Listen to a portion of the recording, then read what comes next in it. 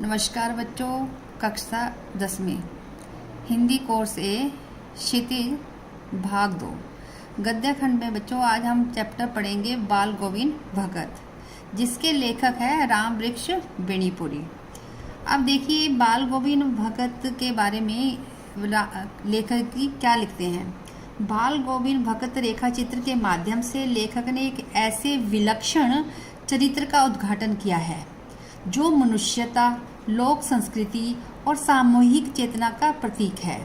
वेशभूषा जब बाह्य अनुष्ठानों से कोई सन्यासी नहीं होता, सन्यास का आधार जीवन के मानवीय सरोकार होता है। बाल गोविंद भगत इसी आधार पर लेखक को सन्यासी लगते हैं।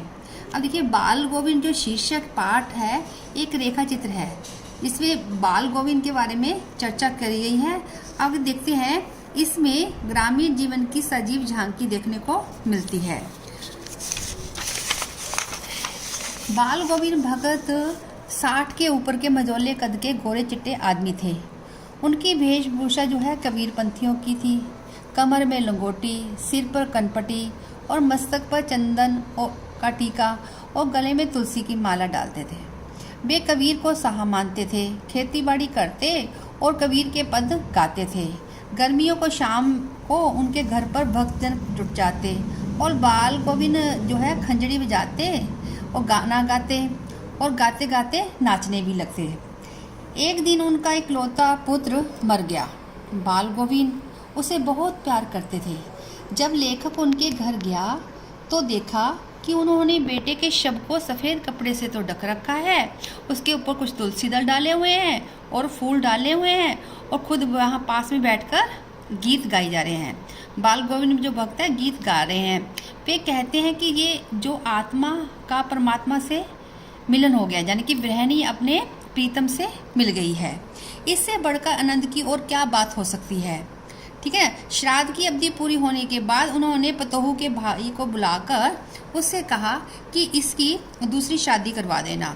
पतोहू को अकेला छोड़ कर नहीं जाना चाहती थी, पर बाल गोविंद भगत के आगे उनकी एक ना चली। और जो बाल गोविंद की जो मृत्यु है वो भी उन्हीं के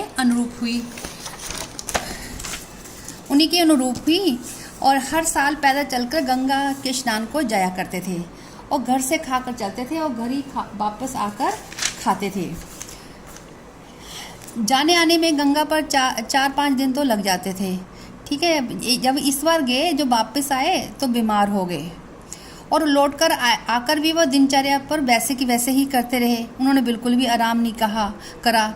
एक दिन क्या हुआ, लोगों ने देखा कि उनका मृत शरीर पड़ा हुआ है। ठीक है बच्चों, इसी सार के उदाहरण पर मैं कुछ क्वेश्चन करना चाहूँगी। बाल गोविंद की जीवन शैली किस प्रकार की थी? आंसर देखिए, बाल गोविंद भगत की जीवन शैली अत्यंत सादगी से भरी हुई थी। वे वैरागी मनुष्यों की तरह किसी की कोई चीज़ नहीं छूते थे। वे खरी बात कहते, कबीर साहब के भजनों को गाया करते थे।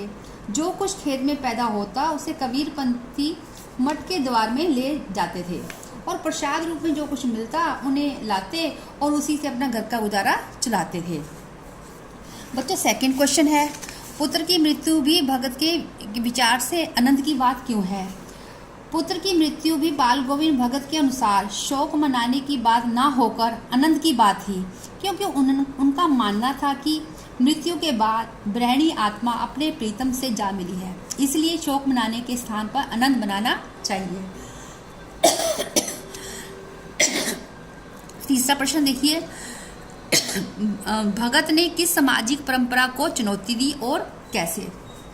बाल गोविंद भगत ने इस सामाजिक परंपरा को चुनौती दी कि पिता के अंतिम संस्कार करने का कार्य केवल उनके पुत्र द्वारा ही किया जाता है, पुत्री के द्वारा नहीं। उन्होंने अपने बेटे का अंतिम संस्कार अपनी पतोहू से करवाकर प्रचलित सामाजिक परंपरा को भी तोड़ दिया। अगला क्वेश्चन है बच्चे, खेतीबाड़ी से जुड़े गृहस्थ बाल गोविंद भगत अपनी किन चारित्रिक विशेषताओं के कारण साधु कहलाते थे? अब देखिए बाल गोविंद भगत खेतीबाड़ी किया करते थे। वे गृहस्थ थे। उनके परिवार में उनका पुत्र तथा पतोहू थी, पर उनका व्यवहार साधुओं जैसा था। वे कमर में मात्र एक लंगोटी, सिर पर कबीरपंथियों की की कनपटी टोपी पहनते थे। साधुओं की भांति उनके मस्तक पर रामनंदी चंद्र लगा रहता था।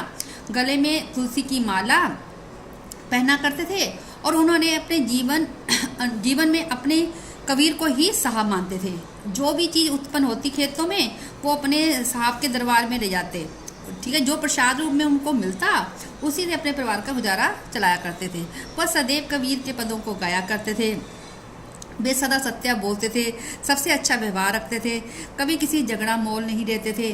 वे मृत्यु को भी आत्मा परमात्मा का मिलन मानते हैं।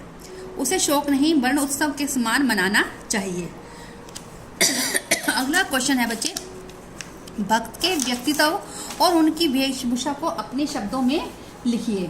आगे बालकों में भक्त ग्रस्त होकर भी साधु जैसा व्यवहार किया करते थे। वे 60 वर्ष से ऊपर के मझोले कद के गोरे चिट्टे आदमी थे। उनकी कमर में एक लंगोटी तथा सिर पर कनपटी टोपी थी। उनके मस्तक पर रामनंदी चंदन चमकता, जो गले में तुलसी की माला। वे साधुओं की भांति लंबी जटाएं या दाढ़ी नहीं रखते थे। सर्दियों में वे काला कंबल ओढ़ा करते थे और वे सीधे साधे सत्यवादी व्यक्ति थे। कबीर साहब पर उनकी गहरी आस्था थी। वे खंजड़ी बजा बजा कर जब भजन गाते थे तो सभी को अपनी ओर आकर्षित कर लेते थे। धन्यवाद बच्चों।